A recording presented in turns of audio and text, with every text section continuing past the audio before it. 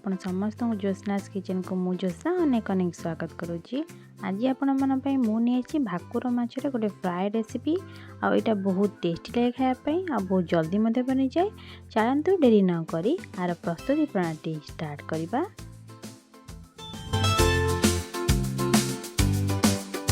ये मु भाकुर माछ 5 पीस धोईकी भल भागे नहीं जाइए कि हल्दी देदबा कि लुण देदबा देखिए भल भागे गोले नबा।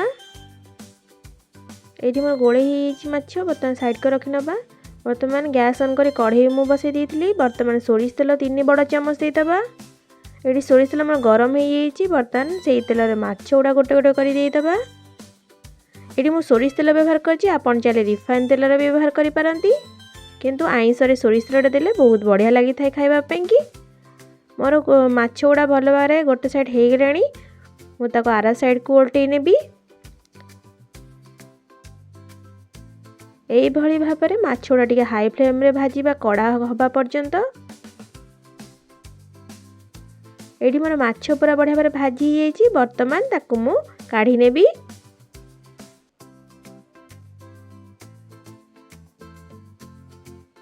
दुई बड़ चामच सोरिष तेल मु व्यवहार करिछि।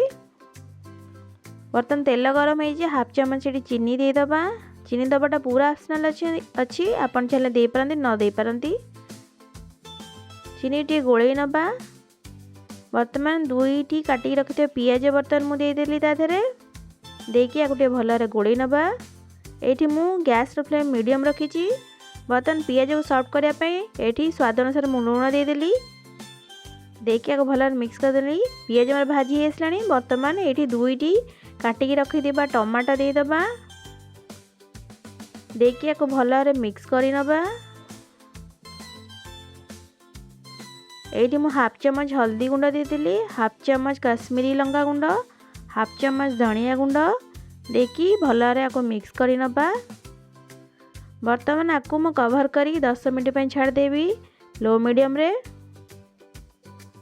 बर्तमान 10 मिनट हो चेक कर नबा। देखि पाथबे टमाटर मोर केते सारा पानी भारी आसी। बर्तमान ताको खरिका साहाय्य रे एपट सेपट करिकी कसी नबा।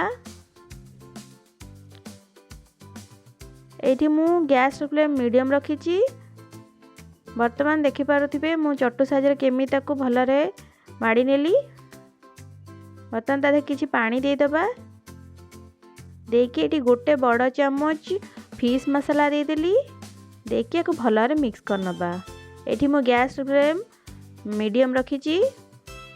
बर्तमान पूरा मिक्स हो जाइए। बर्तमान 5टी कंचा लंका मुझे देदेली।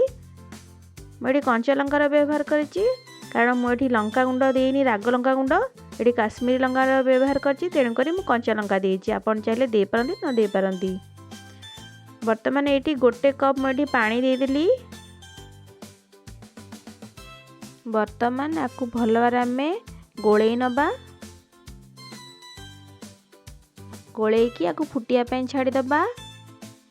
एठी मोर ग्रेवी फुटी आसलानी। बर्तमान ताधरे मु गोटे गोटे करिकी माछ गुड़ा देदेबी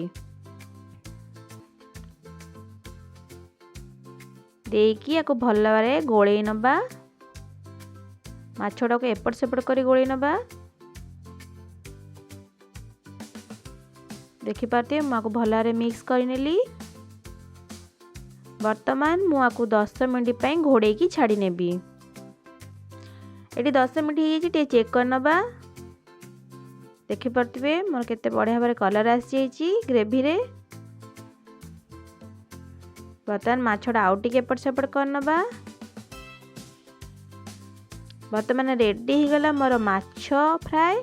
आपण ए रेसिपी निश्चिंत घरे ट्राए करंतु आको रुटी भात संगे एंजॉय करंतु। जदि भल लागिवो मो रेसिपी मते कमेंट सेक्शन जणेबे। आ मो चैनल को लाइक शेयर सब्सक्राइब निश्चिंत करिवे। रहुची देखा नेक्स्ट वीडियो रे।